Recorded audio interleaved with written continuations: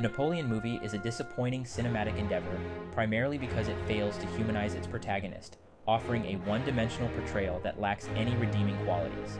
This simplistic depiction robs the audience of any nuanced understanding of Napoleon, a complex historical figure, making it difficult to engage with or understand his motivations. Moreover, the film suffers from a lack of compelling secondary characters, who are neither relatable nor likable, thus failing to add depth or contrast to the narrative. The absence of meaningful interactions and chemistry between characters further diminishes the storytelling, leaving key relationships feeling forced and unconvincing.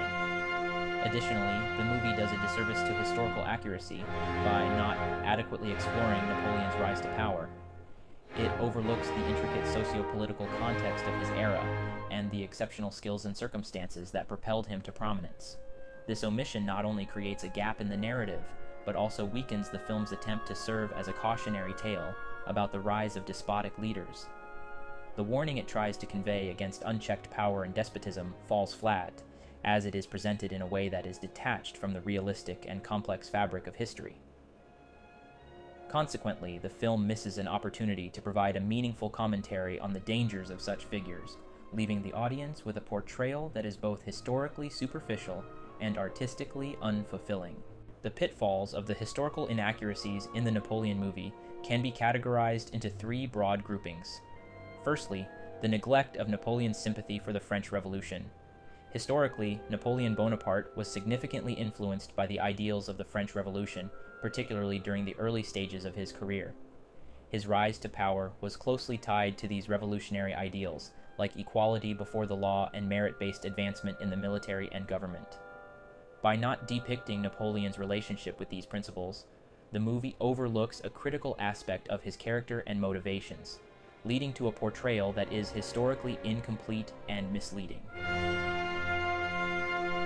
Omission of key figures and relationships. The roles of Marshal Michel Ney and Marshal Louis-Alexandre Berthier, along with other marshals, were instrumental in Napoleon's military campaigns and political rise. These individuals not only contributed to his victories, but also played a significant part in the political and military structure of the Napoleonic era. The omission of these key figures and the lack of development of their relationships with Napoleon in the film neglects an essential part of his leadership and military strategy.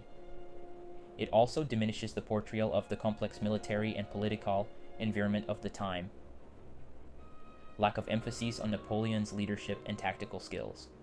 One of the most glaring inaccuracies is the movie's failure to depict Napoleon's inspirational leadership and tactical brilliance.